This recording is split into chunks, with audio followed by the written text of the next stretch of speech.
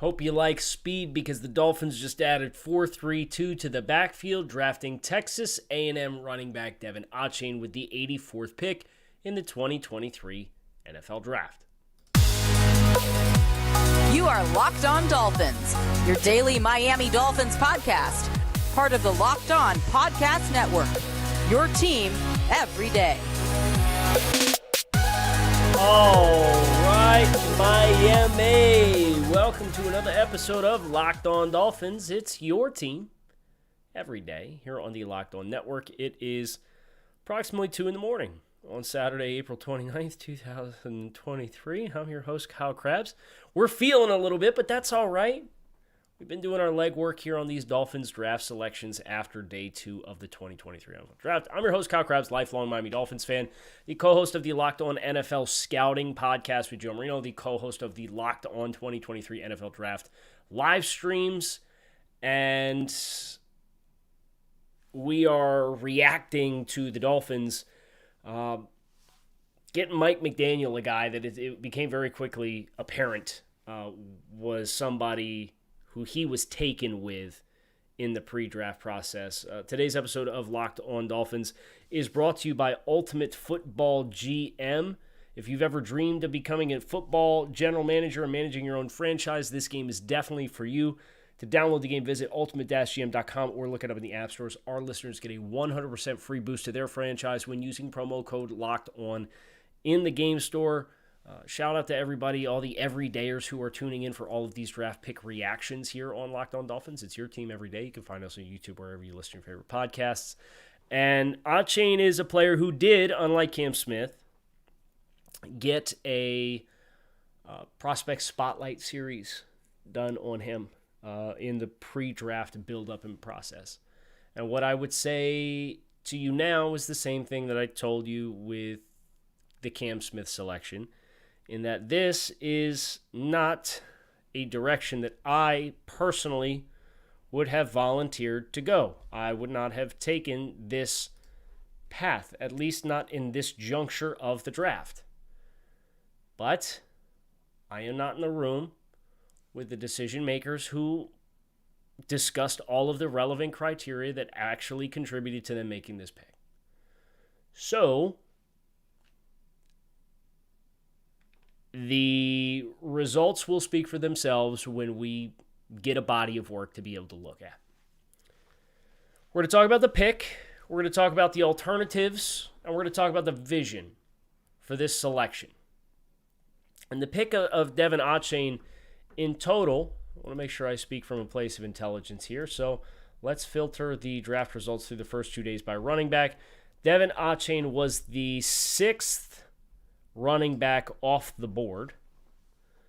Bijan Robinson, 8. Jahmyr Gibbs, 12. Zach Charbonnet, 52, the pick after the Dolphins. First pick of Cam Smith. Kendre Miller to the Saints at 81. Tyjae Spears at 81 to the Tennessee Titans. Devon Achane, 84. And then Tank Bigsby went 88. So that's the running back. 7 running backs in the first 3 rounds of this year's class.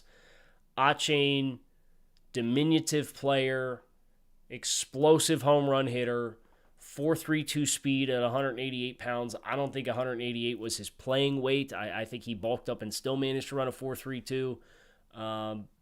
But where his actual playing weight is going to be a different mystery and conversation altogether. As far as Devon Achane, the football player, I think his prolific resume as a big play home run hitter speaks for itself. He's never really been a big-time volume player. He had 250-plus touches this year for A&M. It was 154 was his previous career high in 2021.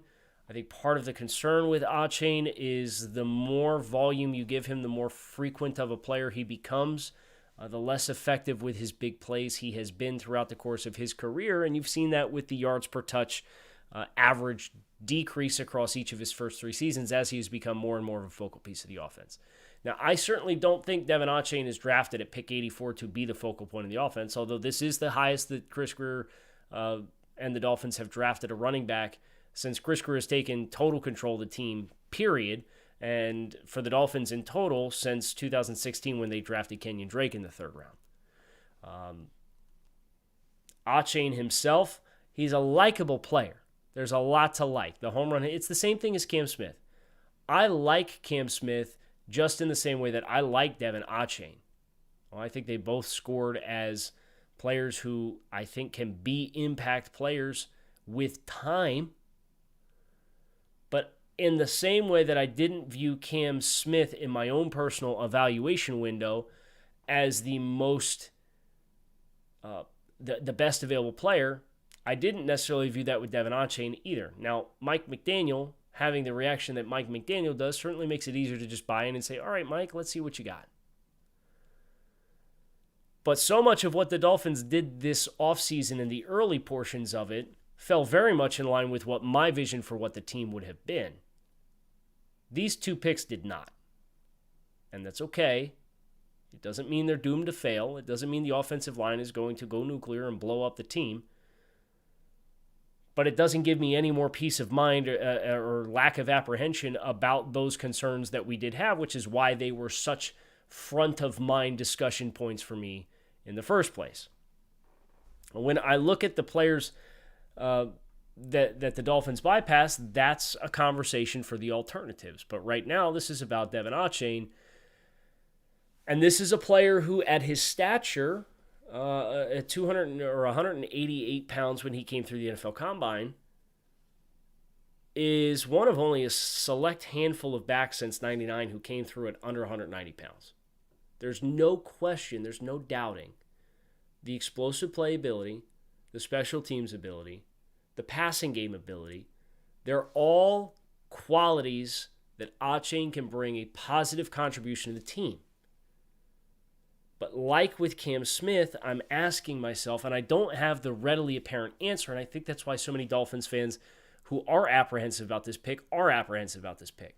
What is the pathway to significant playing time for Cam or for Devon Achane in 2023, in which you have Raheem Mostert, who you signed a 2-year contract extension with, Jeff Wilson, who you signed a 2-year contract extension with, and both of those guys played about 550 to 600 snaps last year.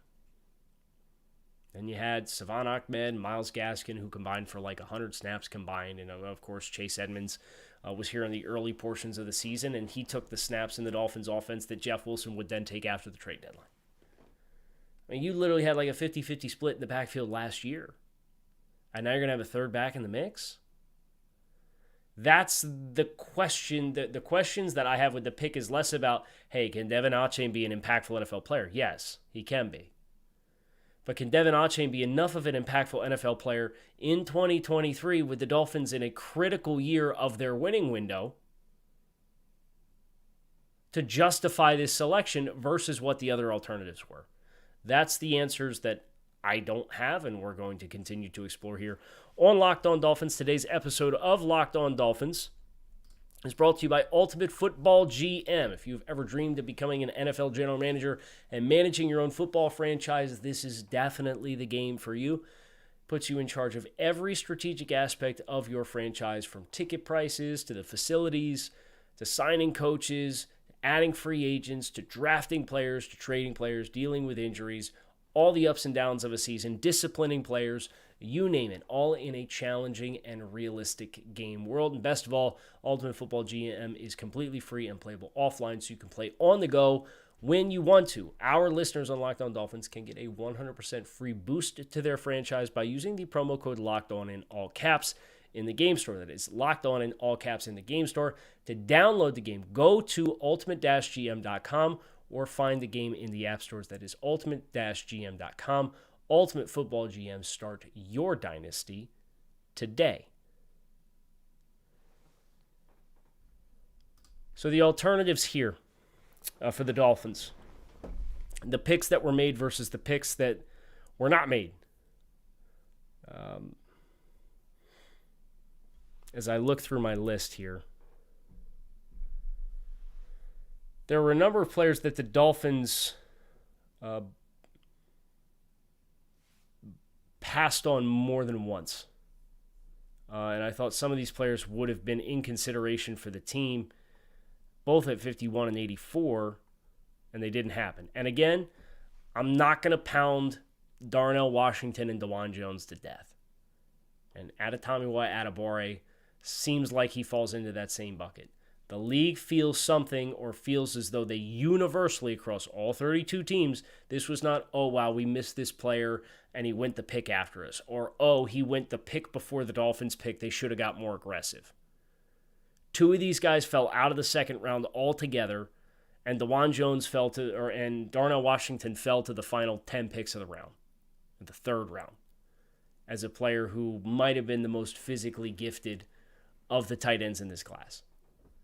I can't kill him for that. I've seen too many things. I've been in the NFL draft period for way too long and have seen way too many players that you would never in a million years would have a reason to fall, end up having a reason to fall. And it's a justifiable reason to not take those players. I can't kill him for it.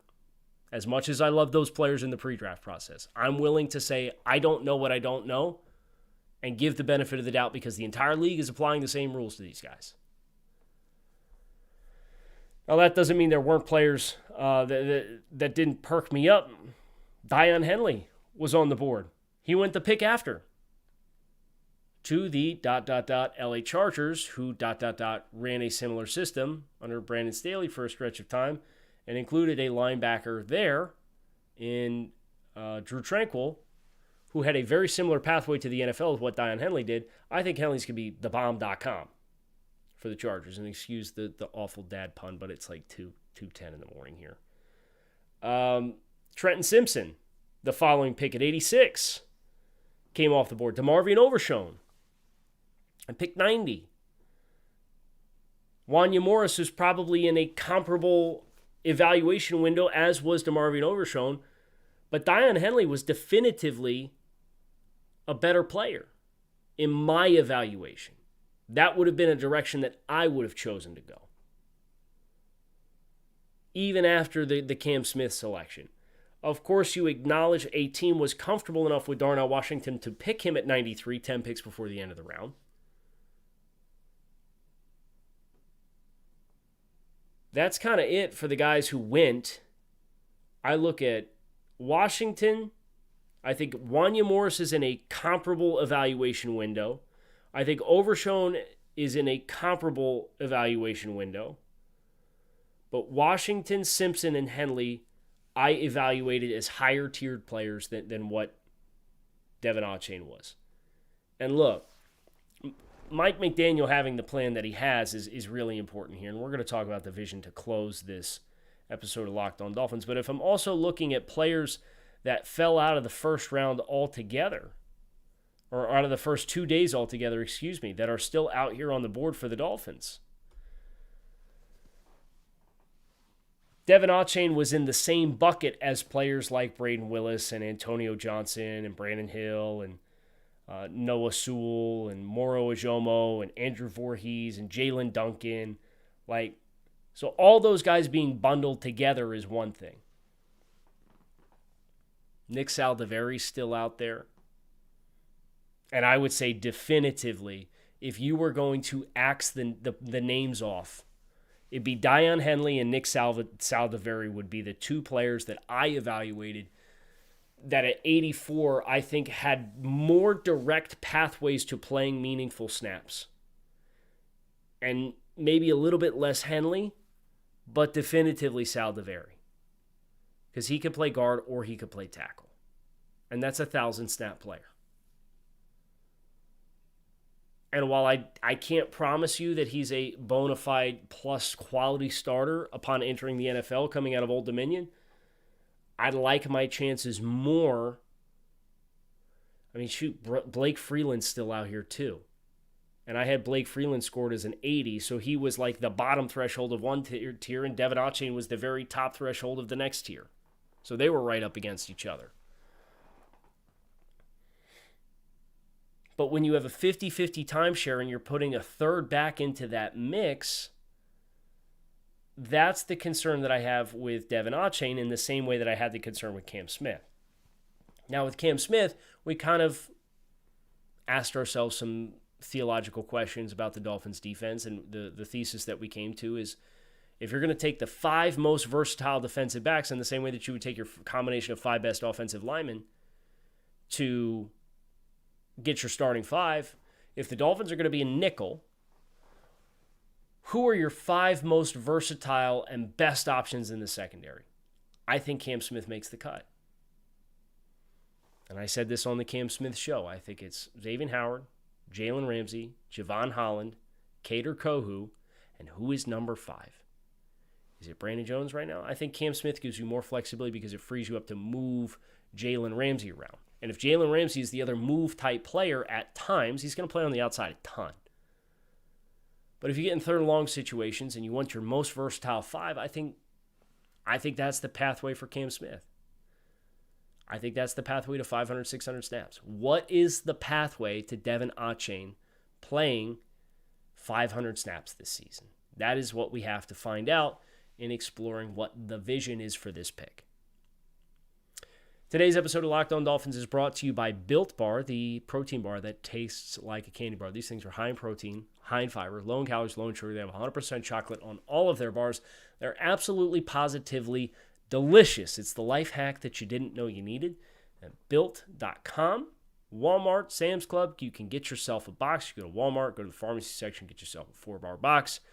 Go to Sam's Club, get a 13-bar box, have one in the car ride home, eat a couple while you wait for the Dolphins to get on the clock tomorrow, or I guess today, it's Saturday, with their picks late in the 2023 NFL Draft. I don't know that the Dolphins are going to have a lot of success finding additional selections, and we'll see what they're able to cook up. We'll see. But head to Built.com, Walmart, Sam's Club, pick yourself up a box of the world's most delicious protein bar, and thank us later when you do. The vision for Devon Achane and the pathway to playing time for me is not as direct as it was. Now, I think what we can say with some level of confidence is that Achane is along with Braxton Berrios, going to push for return duties and push for touching the football in other ways that maybe aren't just as black and white as putting him in the backfield and moving him around offensively. If you look at Devon Achane and his career, pretty consistently, the big plays have come in a handful of ways. He's returned 20 career kicks, returned 2 for touchdowns. Okay, that's one pathway. He, in 2021, caught 24 passes, averaged 11 yards per catch, big time production in the passing game. His yards per catch went down to 5.4 yards per reception this year. Okay, and he added 50% receptions and had less receiving yards on 50% more receptions from 2021 to 2022. The yardage, from a carries perspective, 8.5 yards per carry in limited time as a true freshman, 7 yards per carry on 130 touches in 2021, 5.6 yards per carry, so down almost 1.5 yards per season across 3 seasons consistently, with the yardage going up, or the touches going up to 196 carries from scrimmage. 232 total touches this season. Down 2 yards per touch from scrimmage year over year over year. 9.6 to 7.6 to 5.6. So part of this, in my mind, is not about I need you on the field as much as I possibly can. Because I don't think that's the pathway to maximizing this player anyway. So this almost is more, I don't want to use the phrase luxury pick, but this is a player who you have very specific concepts in mind for. And I think he's a nice insurance policy to Raheem Mostert, with Raheem Mostert being a player who historically has not been able to endure the kind of workload and game load that he did in 2022 with the Dolphins. Well, Raheem Mostert set career highs in just about everything last year because he was able to stay healthy and only missed time at the end of the season. He played in 16 games. 181 carries, 212 touches. That was 60 more touches than his previous career high. Raheem Mostert, once in his NFL career, has gone over 200 touches in a season. Twice in his NFL career has gone over 150 touches in his season. 3 times in his NFL career, and he's been in the league since 2015, has he gone over 100 touches in a season. I get it. I get why there was a conversation about a running back. I think Achane can give you more in the passing game than Raheem when you're going to ask him to be a pass catcher, not a pass blocker. I think Raheem, from a pass protection standpoint, is significantly better than Devon Achane. So Achane has to have other ways to contribute on third downs. And if he doesn't, then I don't think he will sniff the snap share that we are looking for to justify this pick for the Dolphins in the here and now. Mike McDaniel's got a plan. Let me see what you got, Mike. Can't wait to see what it looks like. One thing I will know, the Dolphins will be a very fun team to play with on Madden, with Jalen Waddle and Tyreek Hill and Raheem Mostert and now Devon Achane. Find as many ways to get as many of these guys on the field as you possibly can. Reap the benefits. I hope this is a guy who can unlock the screen game for Miami, because that's a missing element that I think is a lot of meat left on the bone for Miami, as the amount of respect vertically that they command, and then having a screen game to build off of that to take advantage of all the bodies that are flying deep into coverage. If Achane can give me that, and we can get 350, 400 snaps, we may just look back on this pick and smile. But again, like the conversation was with Cam Smith, you got to have some solutions ready to go at some other spots. And whether that comes after the draft, whether that comes in the draft with the player who falls, whether that comes post-June 1st, if it's not addressed by August 1st, there's going to be a lot of stress about those storylines and how they develop for the team in 2023. And if they don't develop well, these two decisions on this night will be looked at very, very closely. And if it indeed becomes a problem, these two decisions that were made tonight should be looked at very, very closely. So we shall see. One thing that I do know, I am not somebody who, when things don't go the way that I would prognosticate or hope for, I don't hold grudges. I want these players to be successful because they're Miami Dolphins. I want Chris Greer to have a better plan than me. I want Mike McDaniel to have a better vision than me. I want these players to be the best versions of themselves that they can be and play as many snaps as they possibly can and be as successful as they possibly can, because they're on the team. They're a part of the family. I love the team. I'm not afraid to admit it. And I'm also not too proud to admit that I evaluated the players differently, and they may have more information than me, and they may have made a better decision and a more educated decision than me. And I hope that's the case. But there's two things that I want to drive home with both of these picks. And the first one is that it's not the direction that I would have chosen to go with either pick. The other one is that it doesn't matter anymore. They're on the team. I will hope for their success. And the third is, if it doesn't go well, not with these players specifically, but for the other areas of other players that were invested, and I think we all know what positions we're talking about here,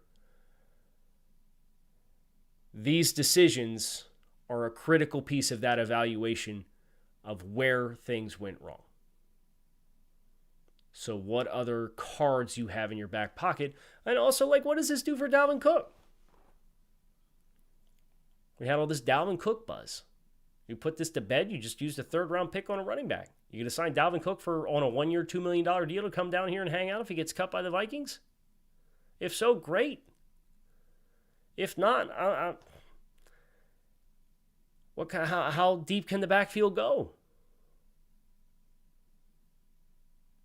A lot of questions. I'm going to be honest. My vision for this one is not as clear, which is ironic because this pick felt like one that a lot of people felt coming. There's a lot of buzz about Achane and the Dolphins and 84, and you could talk about the size outliers and him hopefully stacking on some weight, but how dynamic does he continue to be if he has a new playing weight that's over 190 pounds and all that's fine. But just thinking about this team in 2023, are we just looking for an embarrassment of riches? Because if we are, okay, this is a step closer to that. But this strength better be an indefensible strength. And one thing that I will say about it is I do appreciate the Dolphins looking at last year's supporting cast and saying we need more matchup beaters in one-on-one situations than just 10 and 17. Because they've gone out and they've gotten Braxton Berrios as a slot receiver. They've gotten Chosen Anderson as a vertical receiver. And they've gotten Devon Achane in the backfield, out of the backfield, who's capable of catching the football. All of those players are more dynamic in their individual roles than who those players were as backups last year. Bravo. But it has to be a complete painting, or else it will all be for naught. And we'll find out what else the Dolphins have up their sleeve. I'm Kyle Krabs. We're going to keep it locked in here on Locked On Dolphins. It's your team every day. I appreciate you guys checking out the show. Fins up. You can find us on YouTube or wherever you listen to your favorite podcasts. I hope to see you all again very soon. Come on back. Day 3 of the NFL Draft is today. The Dolphins are scheduled to make a few picks. We'll see what Chris Grier cooks up. I'm Kyle Krabs. Till then, peace.